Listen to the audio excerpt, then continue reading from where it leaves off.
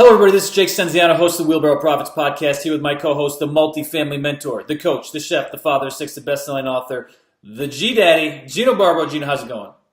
Jake, I'm doing good. How you doing, bro? Always making it happen, big man.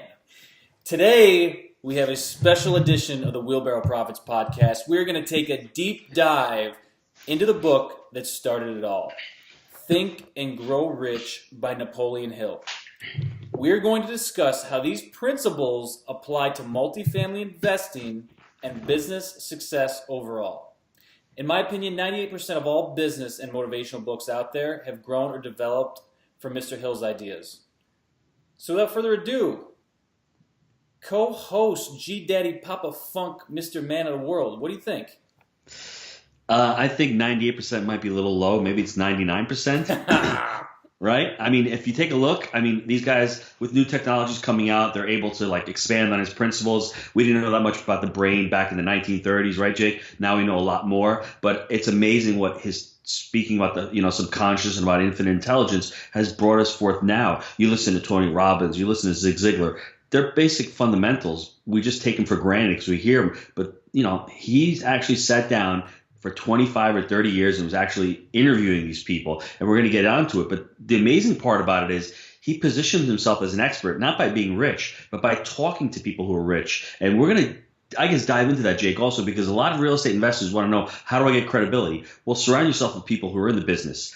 Create value for yourself and then bring value. And I think that's what Napoleon Hill did. He was able to get all these guys in a room. He interviewed them all. He got a lot of information from them. And the most important thing was he laid out his plans. He had a definite purpose for what he was doing, but he laid out his plans. And as you can see, and we're going to talk about, his journey wasn't easy, Jake. Everyone thought he was nuts. People were like, what are you, crazy? You don't know anything about money. What are you writing about money? Why would Dale Carnegie want to speak to you? And I think he just killed the naysayers, right? Very few people would have been able to do that. He put decades into this work. Did he know it was going to be successful? I don't know. But I think his definite purpose made this thing a success. And the fact that he became so educated about it, he had that specialized knowledge, he put everything together and he bundled it into a framework like you and I have. Buy right, manage right, finance right. He had these 13 steps. And I want to dive into each one of these 13 steps because I think it's crucial. I think everyone should read the book at least once a year. January 1st pops up. Read the book. And then you know what? Middle of the year, come back to Jake and Gino. I have a book review on it. You don't want to read it all? Read that book review because it's so crucial. All these 13 steps. And as you get older in your journey, Jake, you're going to see yourself, wow, I never really thought about it. I never thought about organized planning, or I never really thought about the desire or about the faith. You start growing these things and you start implementing in your life and you see how much you'll be able to expand and how much you'll be able to take away from the book. This is the Bible of business success books. There's no doubt in my mind. Hey, let's jump into this. So he had 13 steps, right? The first one was desire. What did he say about desire? He had a great story in the book. It was with Edward C. Barnes. Edward C. Barnes was a poor guy, poor as in not having any money, not having a job, but he had the desire not to work for Thomas Edison. He had the desire to become his partner and go into business.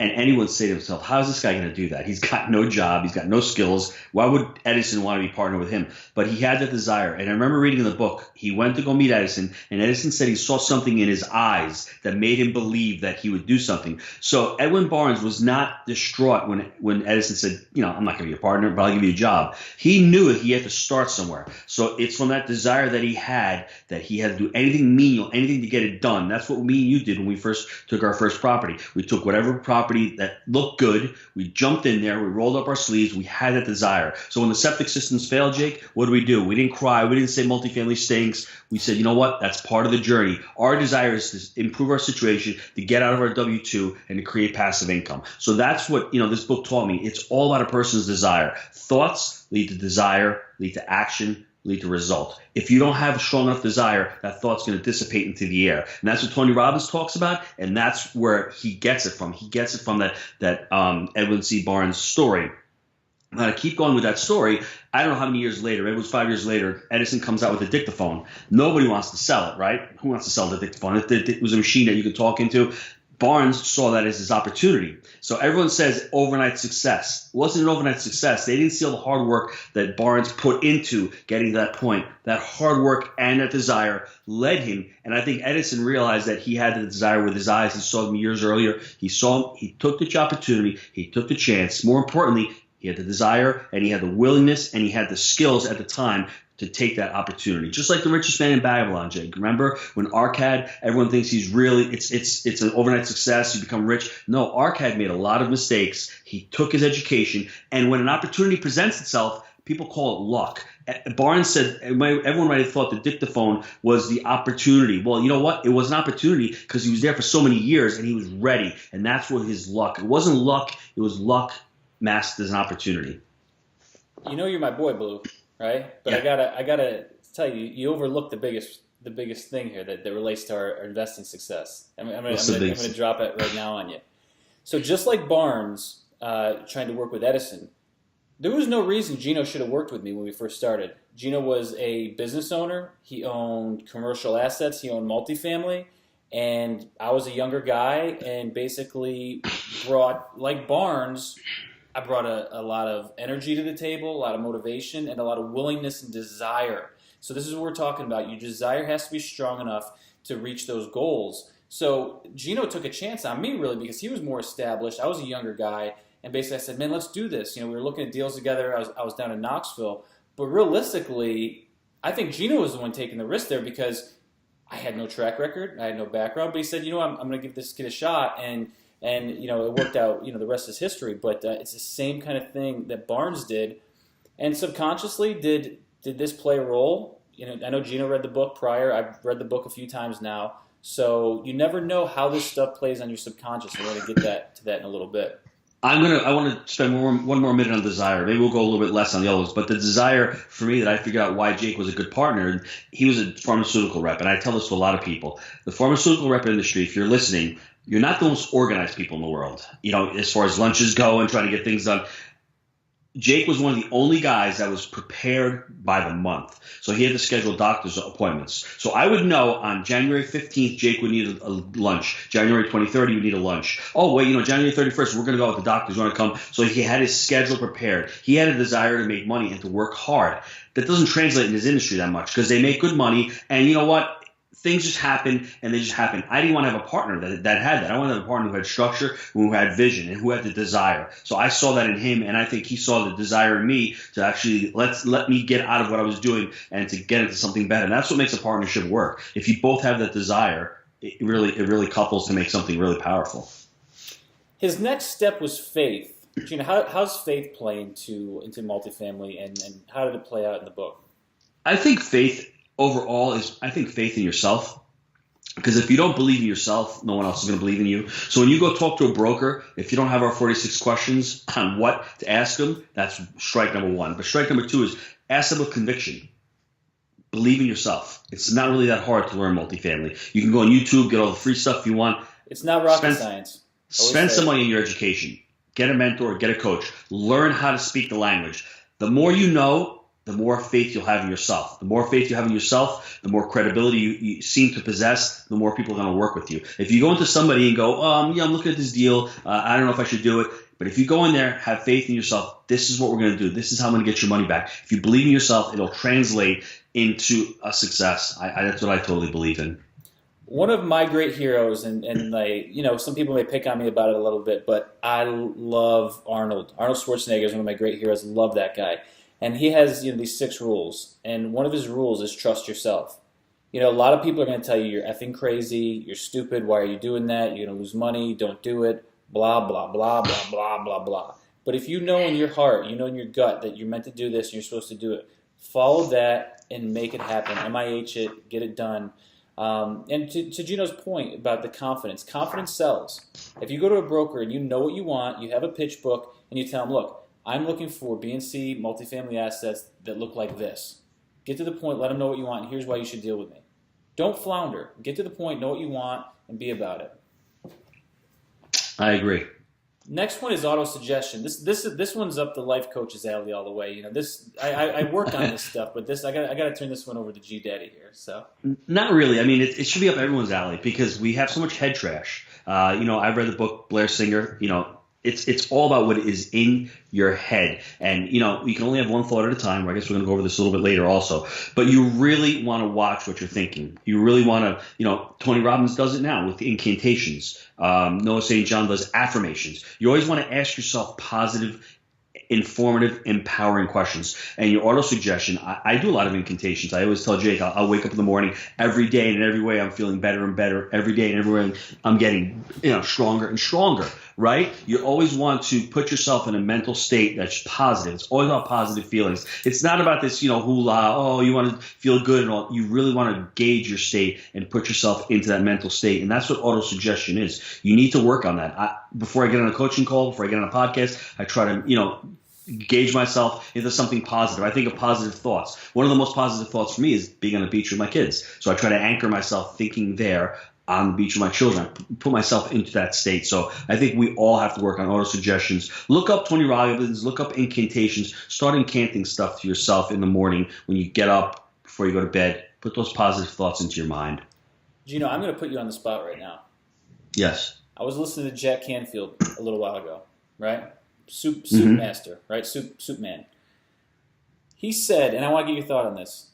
He was talking about incantations. And he said, you have to get to the point where you're strong enough to tell yourself that you love yourself. And he said, people get seriously uncomfortable about this. What are your thoughts on that? It's because we're not conditioned to love ourselves. We're pretty hard for me and you, right, to get our message out, because I really don't like talking or bragging about myself. It's really uncomfortable. But at the same time, I think we have a duty, because I think we reach a lot of people now, and it's our duty to sell our products, because without people using our products or listening to our message, they're floundering, they're faulting. So it's really tough. And it's really tough. Things are going your way. Why is everything going good my way? I mean, why am I this lucky? And I agree with you. Sometimes it's really difficult to do that. If this was the no spin zone, I'd pin you down on that one, but we'll move on. So there's one more piece to this auto-suggestion that we want to talk about here, and that is getting yourself around positive people. I was reading another book the other day. I'm trying to think of what it was. What was the book I was reading on the way to Florida? What I was telling you about there. The one in Florida. The one I was telling you about, where to get rid of the bad people on your team. Who was that? Who said that? John something, right? Jay Abrams. Was it Jay Abrams? Jay Abraham? You talking That's about? it. I think that was it. And now I've been ripping through these Audible ones. Anyways, he was talking about getting rid of the bad people on your team. Yes. Getting rid of them. So it's all about the people you surround yourself with, right? And I think this almost leads into auto-suggestion, because if you have negative people around you, they're going to bring you down. So at some point, as your team is moving forward, keep the good people on the team, nurture them, love them, and get rid of the people that are not serving the team anymore, because they're just going to bring you down. And Jake, it's not just about the team. It's about your family members. It's about your friends. If family members are constantly saying, why are you going to real estate? It's risky. Just don't talk to them about it. They don't need to know. When you've got 600 units, you say, hey, by the way, Gino, what are you doing? It's Wednesday. Why are you at the beach at 4:30? Instead of traffic fighting. Oh, well, by the way, I did this. You don't need to hear anything negative, because there's enough negative stuff on TV, on the news. You don't need any of that stuff. So try to shelter. And what's going to happen, you're going to see that as you grow and you get better in life, you're either going to pull the people who are, I like to say, the 7 levels of energy, whether they're victims or whether they're anger. You're going to either pull them up towards your level of energy, or they're just going to dissipate, because you cannot be a victim and take full responsibility at the same time. Amen. If someone's saying, blah, blah, woe is me, and you're like, no, I got to take responsibility. You two are not going to be friends. That victim guy is either going to become responsible like you, or he's going to say, that Jake guy, he's crazy, he's smoking something. I'm not going to deal with him, right? That's what's going to happen. So realize that that's what happens. He's smoking that MIH. That's right, baby. That's right. All right. Next up is specialized knowledge. We talk about the potential power, knowledge only being potential power. You want to run with this ball?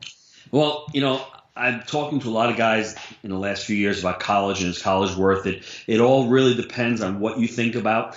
If you're going to college to get a job, it's not worth it. If you're going to college to become more well-rounded, to have an experience, to learn friendship, to learn social skills, I think that's more important.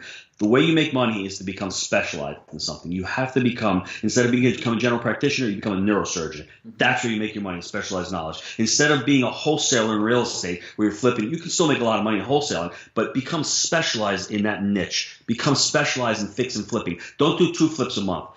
Learn how to do 30 flips a month where you make 10 grand a flip. That's where you're making a lot of money, where you're getting specialized knowledge. Learn a skill. College is a little more difficult nowadays because we're going into school. You're spending 4 years to get your bachelor's. That bachelor's doesn't really get you anything nowadays. You need to get your master's, and then for your master's, your JD. So plan that course. That's why that specialized knowledge, a guy who's got the law degree, has gone to school for 7 years, he's going to get paid more. So just think of it that way. So when you get into real estate, pick a niche and get specialized knowledge. If you got to spend a year just educating yourself, it's well worth the wait.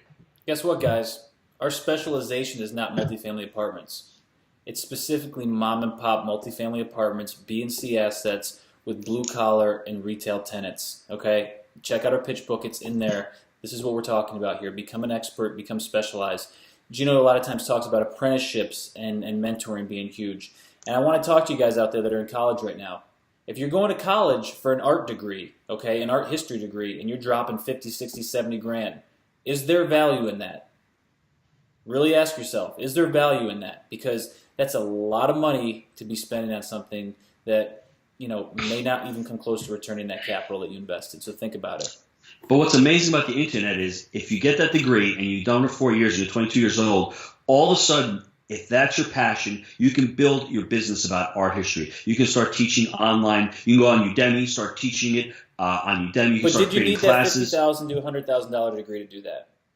But I'm just saying that if there's a passion in it and you love it and you can figure out a way on how to monetize it, then I would say go for it. But if you're just going, if that's what everyone else is doing and all, it's not worth doing that. Buyer beware.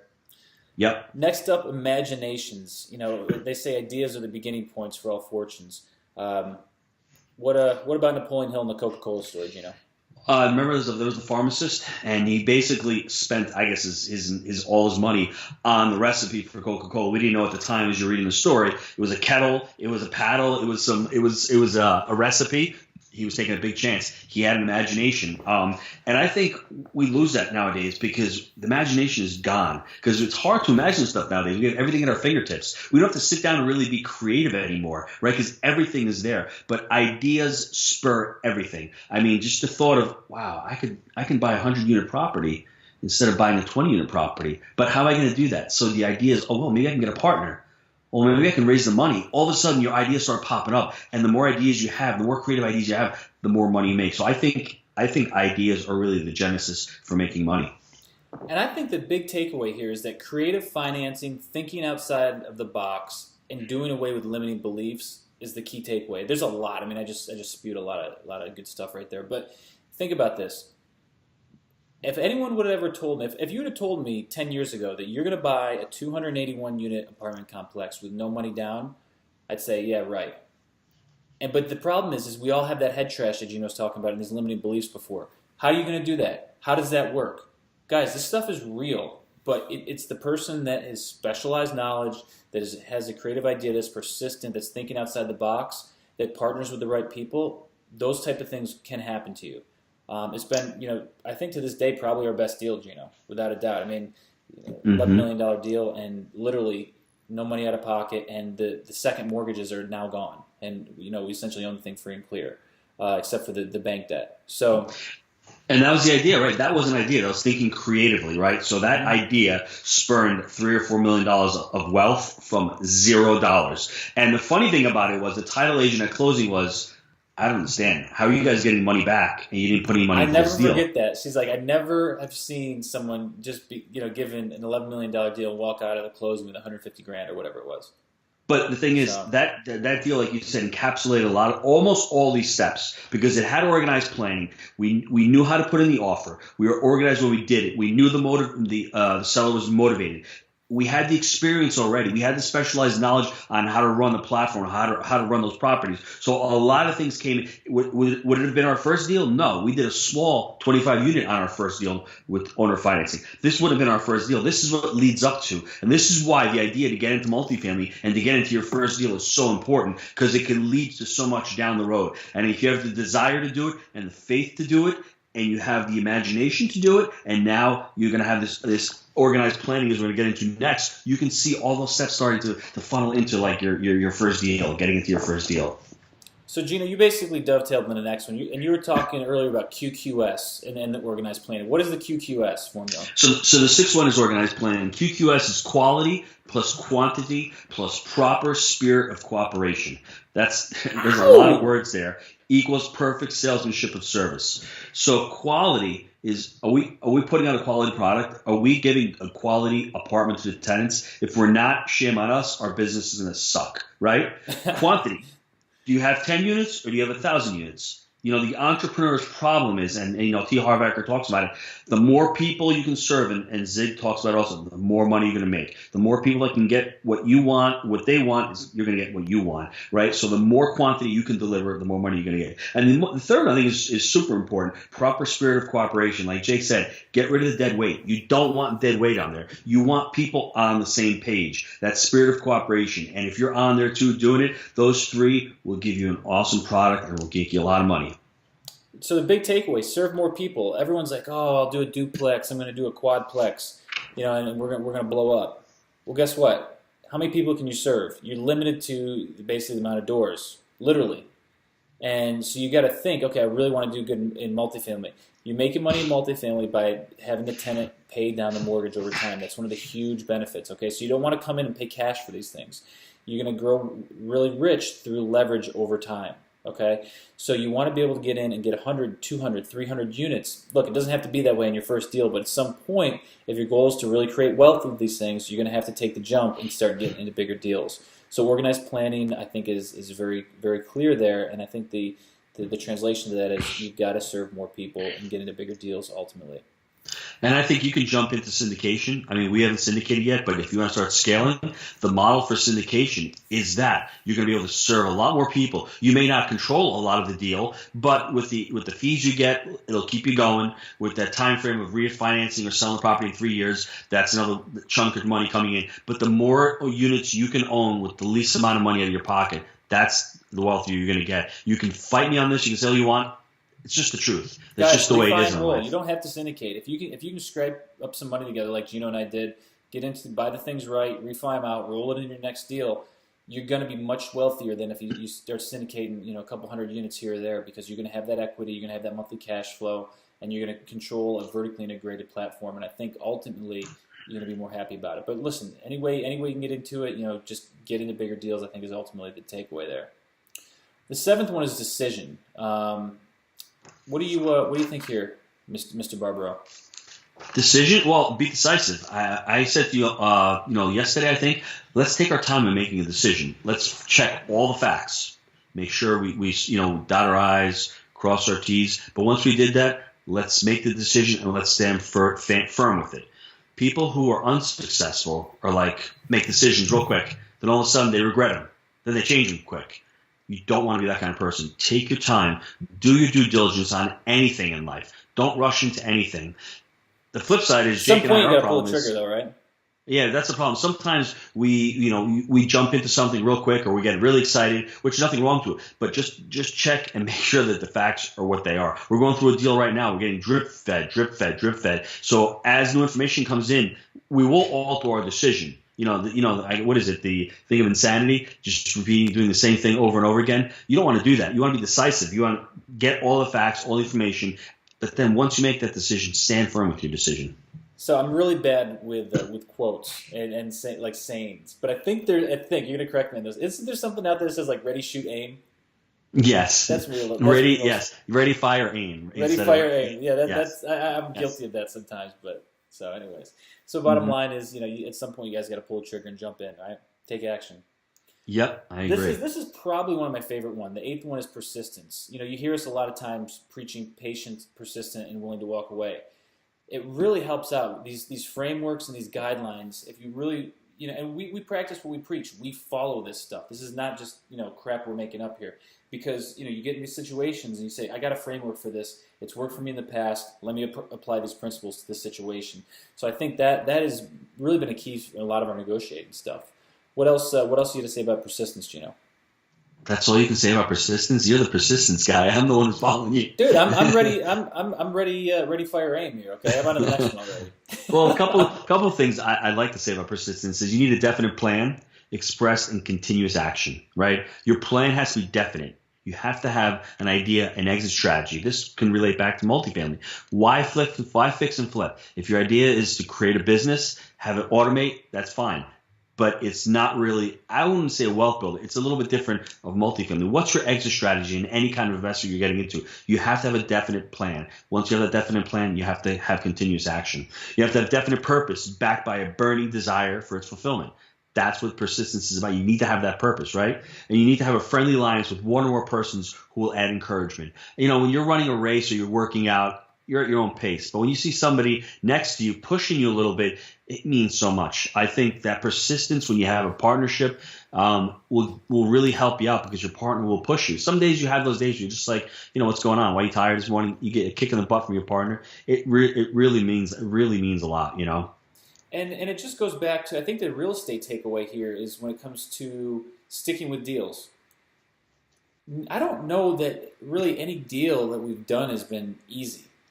Going back from the first deal, it was all the trying to figure out the owner financing and getting approved and no rent rolls and really, really poor financials, to the second one that we did where the dude tried to take me to a bar and get me drunk and retrade on $2,500 at a TGI Fridays on a Friday night and got really loud and awkward, to the third one where we almost lost the deal that really put us on the map for $50,000.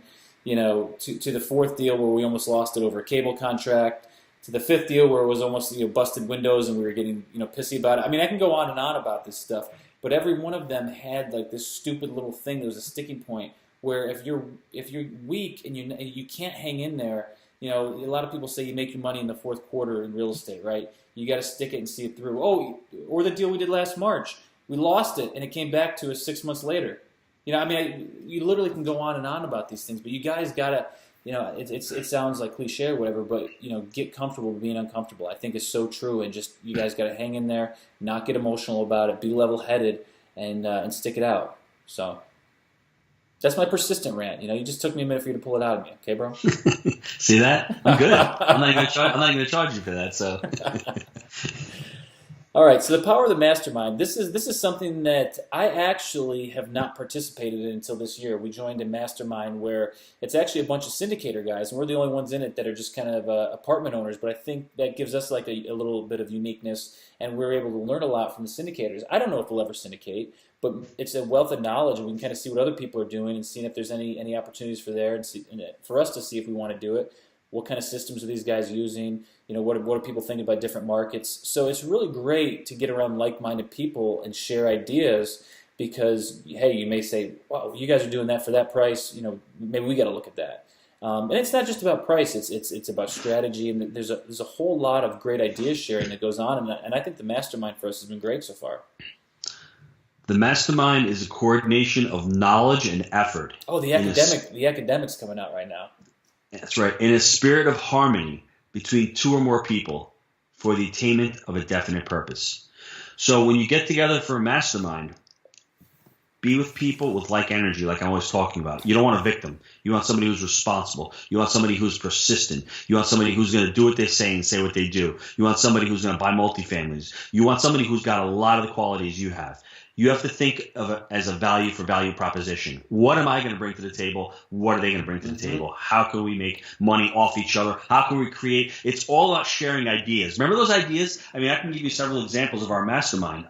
They're smart guys. We talk about contracts. We talk about certain markets. We talk about the deals in the markets. Guys, what are cap rates in Charlotte? They're at 7, 6. You buying it? We're not I don't think you're getting 7 in Charlotte right now. I'm just throwing that out. I got you. Yeah, and I'm thinking like, how about taking down a 700-unit deal together? Well, I can't do it by myself, but if I'm in a mastermind with 2 other guys, maybe we can take that deal down. Do you see what happens in the mastermind? And I think the idea flow is amazing because we've learned a lot of stuff on there. We've learned a lot of the vendors that they use, a lot of the services that they use, a lot of guys they talk to. We're plugged into their network. We need a referral, we can ask them. They need a referral from us, they can ask us. So it's a sharing of that knowledge that we have that makes that platform a lot stronger. Was this the part of the book, you have a better memory than I do, was this the part of the book where he was like, before bed he would have like a big meeting with like Lincoln and yes, basically that's right. Who else was it amongst that? I don't remember Carnegie? who else. Carnegie was in there, right? Yeah. And he would basically imagine like a roundtable meeting with these guys, and he knew their personalities, so he would say, okay, this guy was going to say that. He would create like these meetings, just amazing vision and just creativity that this guy had. But I remember that. What I'd like to do is It resonates with me more now than it did when I read it, I think. I'd like to create some type of mastermind for Jake and Gino. I'd like to do something monthly with a few members where we all get together and guys who have deals or who are getting into deals, especially if you're starting out in your investing career, how awesome would it be to get on a mastermind call with 10 other guys who are in your situation or similar situations or similar struggles, and you have a guy who's running that and you can ask him questions, ask him input. That's invaluable because you have 10 guys who are at the same level you are, or 50 guys, whatever the number is, and you're asking these questions and you're picking each other's brains and you're saying, hey, listen, how's the Atlanta market? I've never been there. Well, somebody in the mastermind might be there. He might be able to add that knowledge or that value to you. So they're really powerful. My wife likes shopping there. All right, this next one I'm not touching it, but I'm going to read it off. The Mystery of Sex Transmutation. Gino, you're the more mature one here. I'm not touching it. It's all you, bro. I don't even know what to say about this one, but I mean, to make it real simple, I think behind every successful person is a partner. So if you're married, you're a man. Behind every successful man, there's usually a really good woman, and behind every successful woman, there's usually a good man. It's all about partnering. It's all about teamwork. And it's funny because they talk in the book. The reason why most men become successful after 40, they learn how to transmute that power of sex into other desires. And sex is just like any other vice. Too much of it, or being what's the word when you're Dennis Rodman like? Yeah, I mean, it's really not good for you. I mean, just like any other vice, if you do too much of something, it's not good for you. So it's a tough one to really put into words. But for me, I mean, I'm fortunate that PG here. Yeah, I'm fortunate that I have a great spouse, I have a great wife, and that she's been able to be by my side. Never really say, "Hey, listen, why aren't you doing this? Why aren't you doing?" I see how hard she works, so it's easy for me to put in the time, and that's what partnerships are all about. Whether it's your marriage or your partner yourself, you have to sacrifice what you're doing and see what they're doing. If they're stepping it up, it only gives you the power for you to have to step it up. I'm gonna take a crack at this. You talked about the guys over 40 and stuff. You have a better self-awareness. You start to be able to be more in control of yourself, and you take that energy and you redirect it into your business, and you let that creativity and that energy flourish. That was my takeaway on it. I'm not 100% positive, but that's my story, and I'm sticking to it. I'll get to a point he had in the book where he was talking about a guy who had a very, very beautiful secretary, and he said just looking at her and thinking about her made him feel positive, made him feel viral, made him feel strong. Just the thought of that sexual transmutation transmuted into him and gave him, I guess, the power of the energy to, do better work. So it's not all about the act of the sexual act. It's all about, thinking positively and transmuting. I know you look at it and you think I'm crazy. No, I'm thinking about how I can pull this one off now. Talk to my wife. Yeah. On to the next one. The subconscious mind.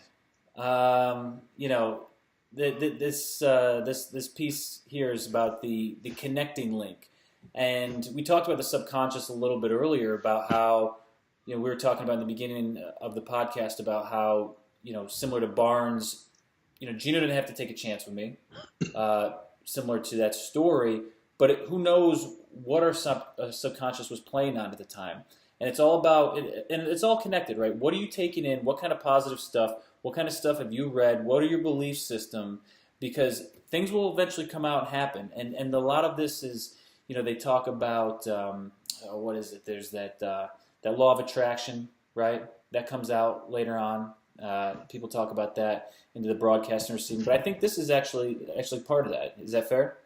Yes, let me talk about the subconscious mind, because this is really, I think it's really important. Everything that man creates begins in the form of a thought impulse. Man cannot create anything which is not conceived and thought first. Just the bottom line, Jake. That's important. Wallace Waddle said in The Science of Getting Rich, man can form things in his thoughts, and by impressing his thoughts upon the formless substance can cause the things that he thinks are about to be created. It's really that simple. Has to become a thought. I was talking to you about the cell phone before. Who would have ever thought you can carry around a computer the size That does not conceive without a thought in the beginning, right? So it's really powerful. Let me talk It's about all the the seven. Twinkie idea. You put chocolate and whipped cream together, and you got something, right? I love it. Think about the seven powerful emotions. Let me list the seven powerful emotions. Their desire, their faith, their love, their sex, their enthusiasm, romance, and hope. And the only thing that Jake heard was sex there. So let's move on to the seven major emotions. Seven major emotions to avoid. These are the ones you got to avoid. Fear, jealousy, hatred, revenge, greed, superstition, and anger. And I want you to remember one thing, everybody. Only one thought or emotion can occupy the mind at one time. You choose. You're even responsible for your own thoughts, Jake. Remember that. Let everybody know that. You choose what you want to think about. If you want to be happy, choose to be happy. If you want to be sad, choose to be sad. You have that choice. Thoughts are things. That's right. Boom shakalaka. So let me discuss the seven levels of energy because I think it dives into it. Seven levels of energy are really, really important. Not many people really know this. Go on the website if you want a chart of the seven levels of energy. I'll download you one. We resonate at seven levels of energy throughout the entire day. Guys who are successful can resonate at higher levels. They're called anabolic states. The lower levels are called catabolic, negative, draining. Basically, when you're at level one, you're basically a victim. Oh, woe is me. You know, why that happened to me again? You're in that state. Level two is anger. You're really pissed off. Sometimes I'm not saying the levels are either good or bad because you might have to be in that level one victim. You might have lost somebody. You might have to be able to be grieving at that point. So it's not a bad or good. But if you stay into those low levels too long, they become harmful for you. The second one is anger. Anyone have had a boss who runs this place like Hitler? You stay in that situation for too long, it's going to destroy the company. Every now and again, you need to get hyped up. You need to get that energy. You need to get that enthusiasm going. You need to get angry, inject it. But if you stay at that level, you see what's going to happen. It's just going to destroy the company. The third one is responsibility. You need to be responsible for your actions. Then you start changing. That third level, all of a sudden, you start changing over into that anabolic state. Then you have 4, 5, 6, and 7. I don't want to list the rest. I want you guys to get the I want to talk about chart. how it relates to deals, though. Because your competition, the guys that you're buying from, especially when you get into these bigger deals, these guys are high achievers. They're high energy guys. They're high performers. And if you're low energy, you think you're going to get into it, and you're, oh, man, there's a victim mentality. These guys, when it comes to competition, are going to kick your ass. Because they're up on it, they know what they're doing, and you gotta be revved up, ready to go, and be looking for stuff, or else you're gonna get the competition will kick your ass when you get in these bigger deals. If it's someone else's fault or the low energy kind of stuff, forget about it. That's all I'm gonna say. I agree with that. So that the subconscious mind is really powerful. You have one thought at every time. So as you're going throughout your day, see what happens at every specific example. Something you get into a car accident, or something your kid does. Look at every specific example, see how you relate to it. The idea is you can get mad, you can become a victim, but don't stay in that state too long. Get out of that state. Raise your level of energy. Once you raise your level of energy, you get something clearer. You have more options. You're not based in that fear mentality. Because when you're based in fear, you see no options. You have no hope. But when all of a sudden you have that little ray of sunshine, wow, they came back. They came back at 10-2, Jake. We have hope, right? So then all of a sudden you're looking at it a little bit differently. No, you're doing backflips and push-ups because you get so jacked up, right? That's right. So you really have to be careful. I might do a push-up or two. True story. So you want to get into the brain? I mean, this is really cool what he wrote about it. He said that the brain was a broadcasting and receiving station for thought. This is the law of attraction. This is Jack Canfield's multi-million-dollar fortune built upon this right here. I'm telling you right now.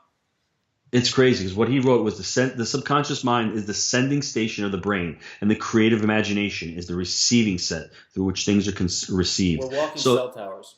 You buy a car, right? Law of attraction. You're buying a car. It's a red car, Honda. All of a sudden, there are so many other red cars that are Hondas you never noticed about because all of a sudden you're focused on it because it's part of you and your brain receives it. So that's why I'm saying if you're always thinking negative thoughts, what's going to happen? You're going to attract negative into your mind. But if you're broadcasting powerful, that's why prayer is powerful, because you're broadcasting powerful emotions and you're sending love out to people, it's going to come back to you. So that's why it's really important for you to be healthy. I think we never really talk about nutrition. We never talk about health, but that's why we have a lot of energy. I mean, we sort of take care of ourselves, get enough sleep, drink enough water, be healthy. Do what you love to do. That's really helped me out in the last few years. Be passionate about what you want to do. All these positive emotions lead to positive results. One little positive emotion leads to another positive emotion. And obviously we have setbacks. We have pitfalls. We lose deals. We lose money in our things. We lose employees, whatever it might be. Go back up the chart, though, and you stay persistent, though. Exactly. It's just a little pothole where you can get back up because it's not a big deal, because our desire's there and we're motivated to keep going. I don't care what people say. They're like, oh, the law of attraction is BS or whatever. Listen, I've had a vision board. I've had a vision board for like the last 6 or 7 years, and I have to keep taking things off it because I keep knocking them out. And I'm just collecting wins here now. Right? Thing is rocking. So I don't know about the rest of you guys, but my vision board produces. Okay, dude, I go to the next level. I put pictures up. I find the picture of what because I can't read. Right? So I know you for the YouTube guys out there. Gino just showed me his. It's written. Pictures, man, and I just I look at it. That's true. No, those are my goals. I tell people to write down goals. You want to write down goals because you want it to stimulate your subconscious mind.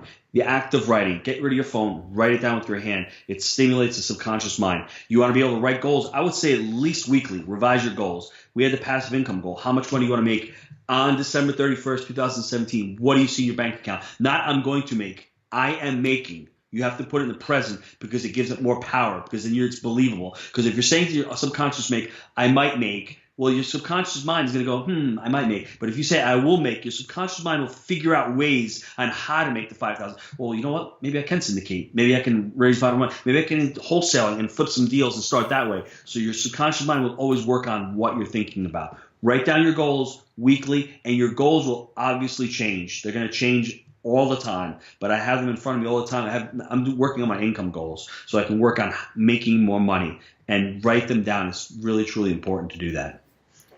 Just saying, my vision board's a producer. Think prints it. Just telling you, got to do it. All right, the 13. We're on 13, huh? Lucky number 13, the sixth sense. I told you this before the podcast. You're going to have to run with this one a little bit here because I'm almost there, but you're going to have to get me over the goal line on this one. Dude, you're still stuck on the sex one, aren't you? Let me see if I get sex anymore, man. You keep bringing it up, bro. You're the one with the 6 kids, all right? The sixth sense is the door to the temple of wisdom. This is your intuition. It's the feeling in your gut. You guys, I don't know. I'm not as intuitive as I should be. We're losing our intuition. I think as we're becoming more, as we're living out of nature. That's why when you get back into nature, you're more in intuition. You're more in touch with yourself. It's, Jake and I tend to be more logical. We're not really emotional, intuitive. We're more the logical, linear guys. Like, okay, it's 8% cash on cash, 1.2. Other guys who are intuitive are like, well, how's the market going to react? Where are we in the market? What's the property going to be worth 3 years from now? So if you can use your intuition, that feeling in your gut is there for a reason, because your brain and your stomach work in sync. Your body is an amazing mechanism. You know when something's off. Communication is only 17% verbal. The rest of it, the majority of it is nonverbal. You know when somebody's lying to you. You know when something feels off. Go with that feeling. Your first thought or your first emotion about something is usually the right one. I had that feeling. Well, that feeling is usually right because, and the problem is most of us don't even know we have that intuition or don't even trust it. So learn how to trust your intuition. Learn how to feel what's going on. And it's truly important. There's been, I don't know how many books that have come out in the last couple of years about trusting your gut. Go with your gut. Where'd they get it from? Mr. Napoleon Hill, baby. I'm telling you, you can take... there's books that I love. I'm not saying don't read books and don't read the books that are out there, because a lot of times what they'll do, they'll take like one of these 13 principles and create an entire book out of it, right? But that's why my 2 favorite books are, Think and Grow Rich, and then the Arcad book, the Richest Man in Babylon. Love those 2 for the originality and really paving the way for a lot of this other stuff. What I wanted to mention, I wanted to go back about the 6 basic fears. We talked about the 7 major emotions to avoid, but these are the 6 basic fears that Napoleon Hill talks about. And I think it's important for everyone to look at them and to say, wow, I'm afraid of sometimes you think about procrastination, why you're procrastinating. And these are some of the things that might pop up. So at least recognize for yourself why you're having that procrastination and why you have that feeling of being stuck. The first fear is poverty. You're afraid that you're going to crap out on the deal, right? That's what's stopping you. That is a huge fear. We're not going to have enough money to pay our bills or to put food on the table. That's a massive fear. Recognize it. The second one is criticism. Those of us who have a thin skin, it's not going to serve you in life. Criticism is awesome if it's constructive. Take constructive criticism. Don't feel negative about it. It's really important. The third one is ill health, being afraid of being ill health. Well, listen, become responsible. Get on an exercise program. Start eating healthy. Start taking care of your nutrition. Next one is loss of love.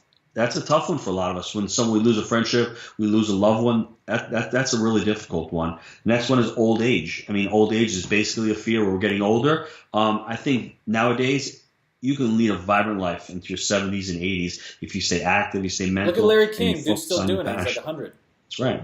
Well, dude, he loves what he's doing. It's just so you can see that people, when they like what they're doing, there's no such thing as retirement anymore. Anyone wants to go to retirement age, once you stop losing your brain, once you stop doing what you like to do, that's when you're basically dead. That's retirement. That's my picture of retirement. So, the next one is death. The last one is death. Basically, we're afraid of death. I guess he didn't mention here public speaking because that's what everyone says, public speaking, but Napoleon Hill didn't talk about that. But all these fears, most of these fears, you can have a control of them. You can control where your income level is. You can control how you assess criticism. People say, what is it saying? What people say is about them. What you hear is about you. Very simple. Jake's got a blue shirt on. Jake, what's up with the shirt? Jake can say to you, what's my name? $130 on South Beach. I'm just telling you right now. T-shirt. Or he can say, about to drop wow. it.